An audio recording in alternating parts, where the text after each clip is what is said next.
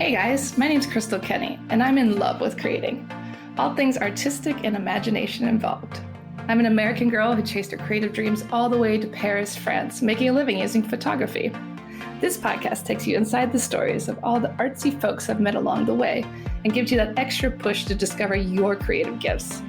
The desire to create is deeply inside each and every one of us, and I give you the tools and inspiration to find a new way of living a more creative life. This is La Vie Creative, the podcast.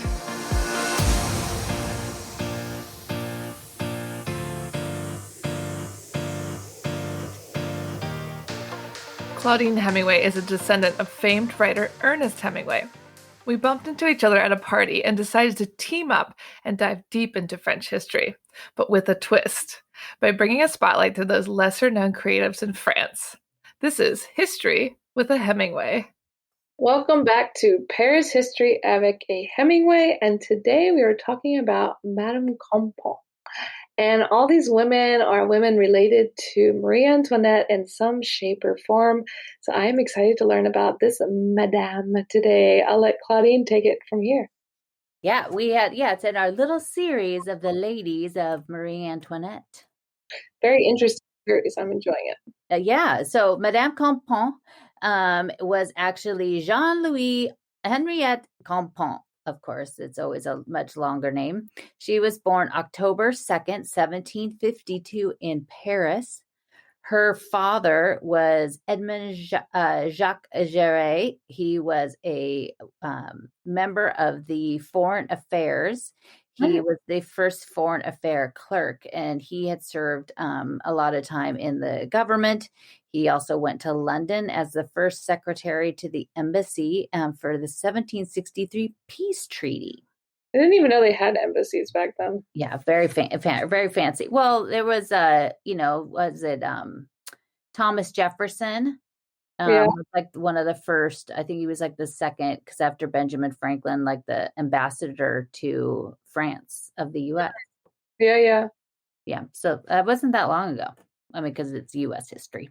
But she was a very smart young lady. Her father would coach her every single night and teach her Italian and English. She was also she would take piano lessons, harp lessons, guitar lessons.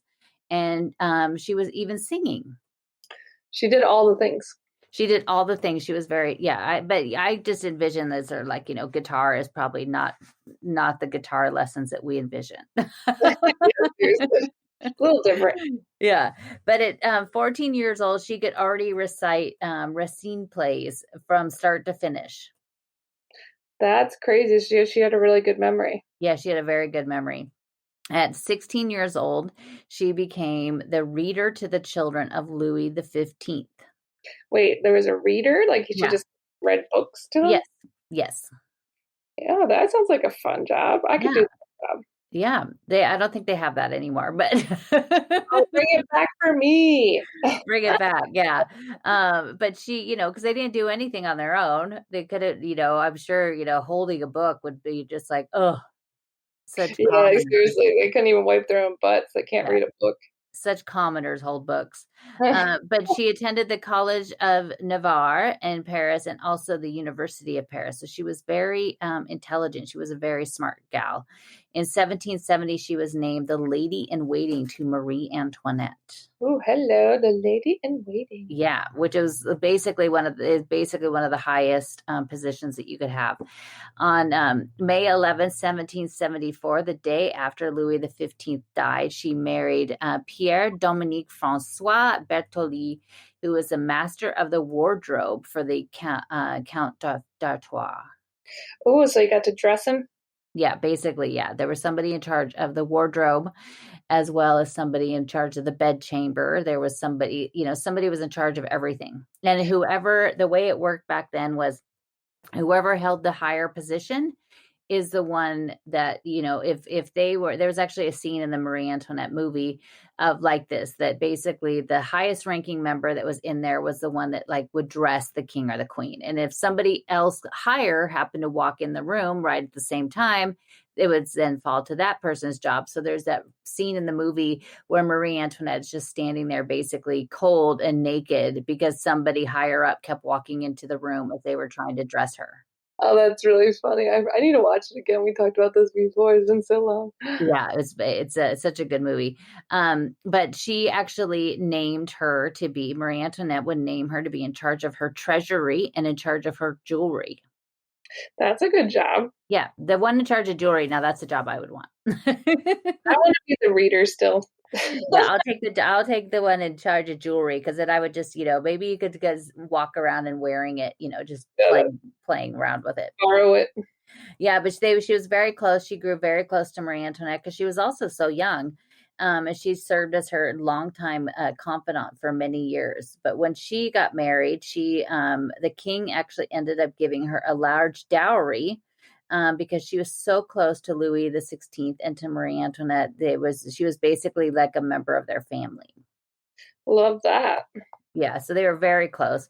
She ended up having a son on Halloween of 1784. His name was Henri. And in 1786, she was named the Lady of the Bedchamber.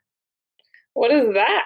So she was basically kind of in charge of everything that happened in the bedroom. She held the keys to the bedroom. So she basically, anybody that wanted to go in there had to go through her. She was in charge of like when the drapes of her bed were opened and when they were closed, when she would get up in the morning. There's a very long list of each of these jobs and what they held. They really were like prisoners of being the king and queen. Like they didn't get to do anything for themselves. Yeah. So now you can understand exactly why she loved going down to the Hameau so much.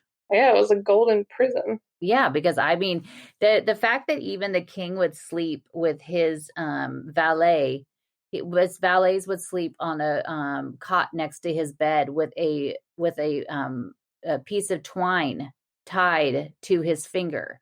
What? And tied to the king. So if the king got up or moved, it would wake the valet up so he would know that the king was awake. That is the bad job. I don't want that job. Yeah, it's not like the king would like roll down to the floor and be like, "Hey, Jacques, wake up." No, he would just like any slight movement that the king or queen would make would wake them up. That sounds terrible. Yeah. She was later named the Lady of Honor. Because she was married, the only time a lady of honor could hold that job was after they were married. And that was the top job to have. Oh, that's the top job. Yep. That was the highest rank. Lady of Honor. The Lady of Honor. Yeah. She was still, she was always one of Marie Antoinette's very close friends at the time. Her marriage was never very good from the start. And in 1790, she was able to obtain a separation from him, with the help of the king and queen. But they never actually would separate and they would never divorce. He died in 1797. And she always kind of remained his wife, even though there was really nothing between them anymore. They had just on paper. Yeah, it's just on paper, which most of the marriages seem to have been back then, especially when it came to court, when it would be, the many mistresses that we've talked about of the kings, where it would be like, oh, we need her around. Okay, let's marry her off to this guy, and then we'll give him a bunch of money to leave. Yeah, that was, sounds weird. Yeah. So on October 6, 1789, when the family was forced from Versailles, of course, they were taken to Paris. She went with them, ever the trusted soldier. She stayed at Marie Antoinette's side. She remained there until June 20th, 1791, when the king and queen decided to escape. They planned to escape, and they made it's known as the flight to Versailles. And they made it that far, which is where they were captured, as we talked about when we talked about Madame Lamballe last time. She had gone on ahead of them, waiting for them, not knowing what had happened. But Madame Campan she basically checked out before they left. Well, that was smart on her part. Very smart. Later on August 10th, 1792, a year later, she ended up actually seeing Marie Antoinette again. She and her sister, Madame Henri, was one of Marie Antoinette's maids of honor, and she and the king and queen would eventually be taken off to the Temple prison, and then she would never see Marie Antoinette again. Sounds like that's what happened with her and most of her buddies. Yeah, a lot of them, except for one. Well, the one we'll talk about next week was family, and she definitely stayed with her until the end. But that same night, on August 10th, 1792, that the Tuileries were being attacked. Her own home was attacked. It was looted, and they set fire to it. What? So she lost her home. She lost her home because it was very widely known how close she was to Marie Antoinette, and she held such a high rank in her household that they ended up going to her house, destroying it and burning it to the ground. So where'd she go? She was homeless. She ended up going to her sister's, and she moved into her sister's that was near Saint-Rémy-les-Cheveux. She later that same year, she ended up renting a chateau, the Chateau de Coubertin in Chevreuse, which she had done with her sister, Madame Henri. So can you imagine like living during that time where like they're like locking up your friends, they're burning your house down, like you don't know what's going to happen. It just all sounds terrifying. Yeah, and I mean, they were just basically, if you were the person, if you were the, the lady of the slipper getter, you were basically marked for death. It didn't, anybody that was associated with anything at all with the royalty was basically public enemy. Sounds so scary. Like, Yeah. and you didn't know how long it was going to last or where you had to hide. Like, I'm just trying to imagine, like, in their mindset, what they were doing. Yeah, it was a very, very scary time. In fact, her sister, as the queen, was made a bigger target. Of course, her sister, that was her maid, was even also quite the target. She was on a very long list of people that were to be arrested. Madame Angers, Adelaide Genet was known as Marie Antoinette used to call her my lioness because she was very tall and she had a very grand sense about her. On the night of October 5th, she actually stood vigil outside the queen's bedroom as the women were breaking into Versailles and killing the guards. She was, in fact, the one that had gone down to one of the guards' rooms and found them dead. This is when the women had come out there and they chopped off their heads and put them on sticks, and they were carrying them through Versailles. Oh my God. And she saw this and she ran off and actually ran up to Marie Antoinette's room, woke her up and said, we need to get up and we need to go. And that's when, very famously, they went through the little hidden door that's behind, in their rooms, through the corridors. And once they got to Louis' room, it was blocked and they couldn't get through. And so because it was so loud, they're banging on the doors and screaming. He couldn't hear them. What? Yeah, so they were trying to get into Louis' room. Eventually, of course, they did. They got to Louis' room and they were all together. But it was Madame Henri who was actually the one that kind of alerted her to, like, we got to get up. We got to get out of here. She saved her. She saved her. But actually, she ended up after she had left. And then when she was with her at the Tuileries, she was on that August 10th.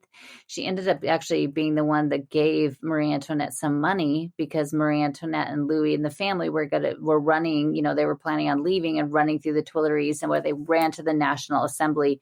So she gave the money that she had to Marie Antoinette, knowing that she was going to need it. And, she normally wasn't going to have a lot of money on her.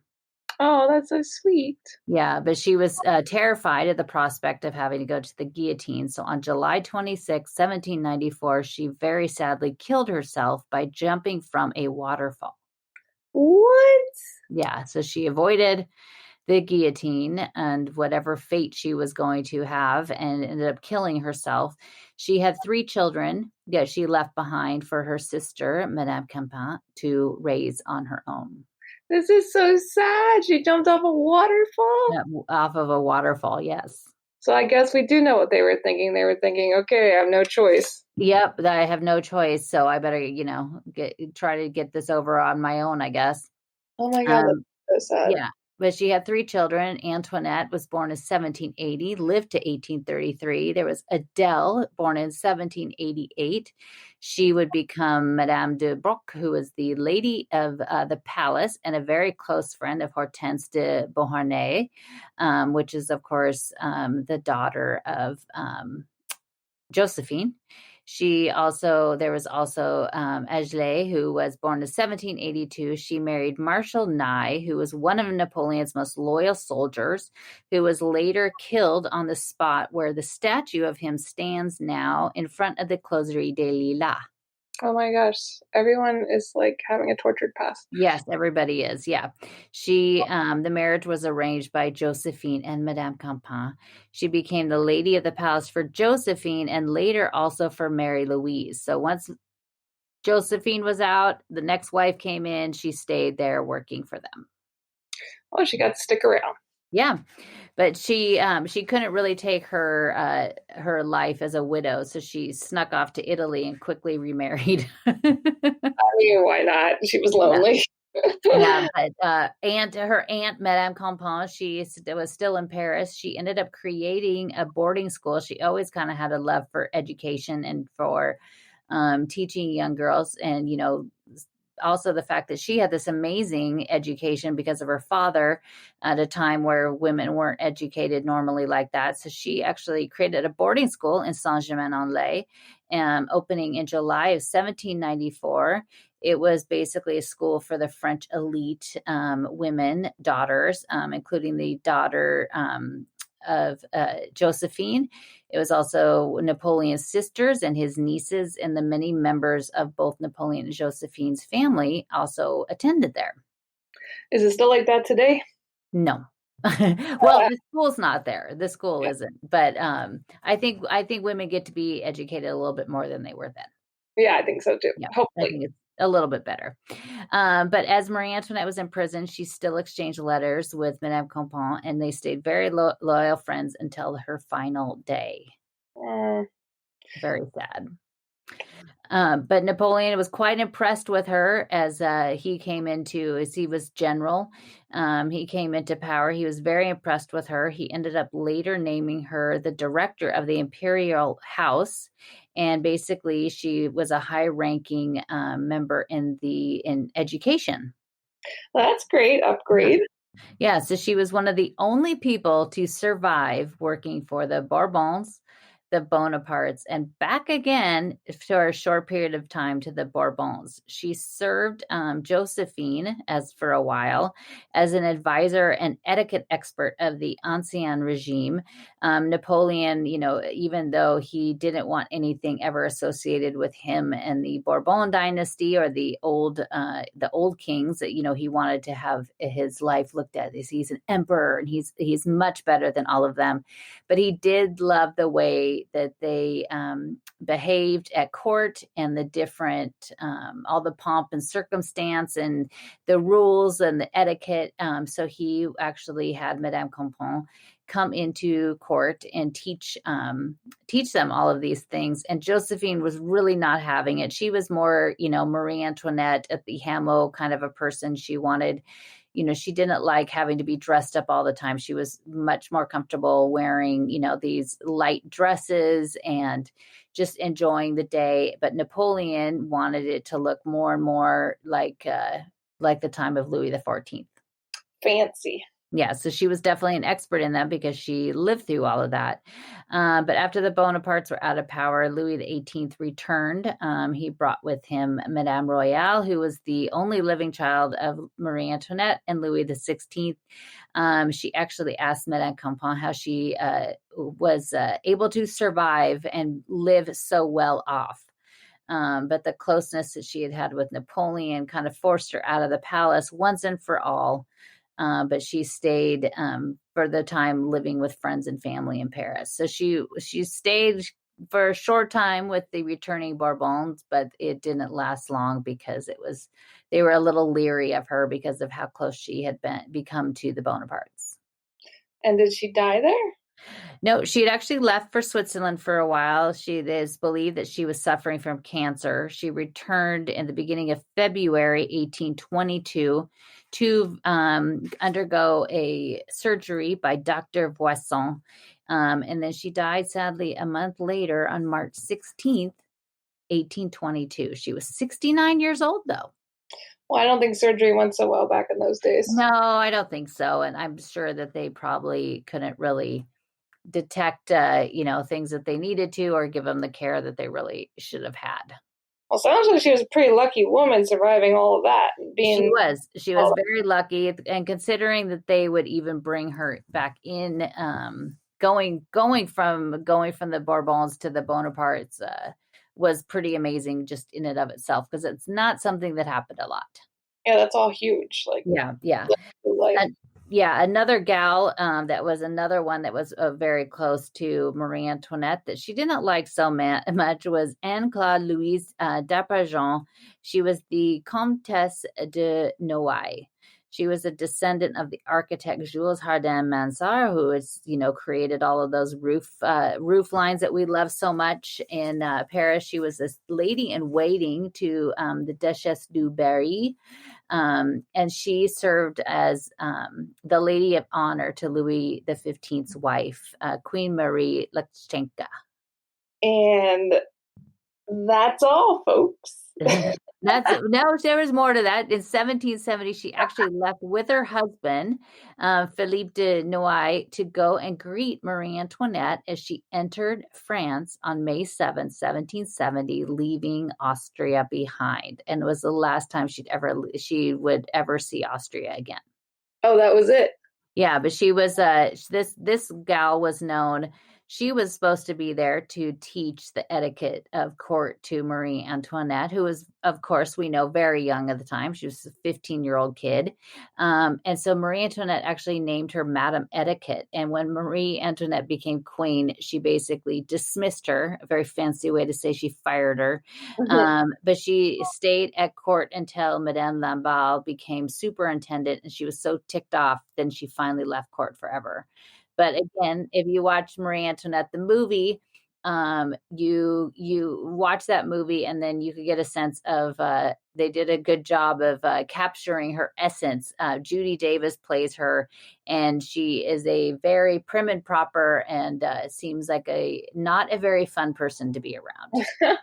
I love all the drama. Yeah, but being a lady of the court of Marie Antoinette had its upside, because a lot of times you were gifted casts off of clothes, sometimes furnishings, sometimes candles. And apparently these candles, the more candles you had, the larger the candle was. So saying, if it was a 12-inch tapered candle, you basically could turn that over for money, and it was worth a lot of money, which was a very interesting thing, that rabbit hole that I went down. Well, candles are hard to make. We had to make them in elementary school when we were learning about the Pilgrims or whatever. And I'm like, this takes forever. Oh my gosh. Yeah. I'm sure back then. And that was the only way you had, to see anything. There's no light. You just dip a string in wax over and over and over again until it keeps making layers. It took forever. Oh. Yeah, not fun. Now you could appreciate that light switch. I love my candles and I love my light switches. Yeah. Well, thank you, Claudine, for teaching us about another French woman in history. And don't forget to sign up for Claudine's virtual tours every Sunday. And also she does tour planning, trip planning around France. So contact her on ClaudineHemingway.com. Thank you for listening to Paris History Avec a Hemingway. If you want to find out some more, you could always find me on my Instagram page, Claudine Bleu Blanc Rouge, and that's BLEU, as in the French way to spell it. And each day I post a daily history lesson about a person or a place or something in Paris, or it's lots of fun facts. And then also at ClaudineHemingway.com, where you can also sign up for my newsletter there.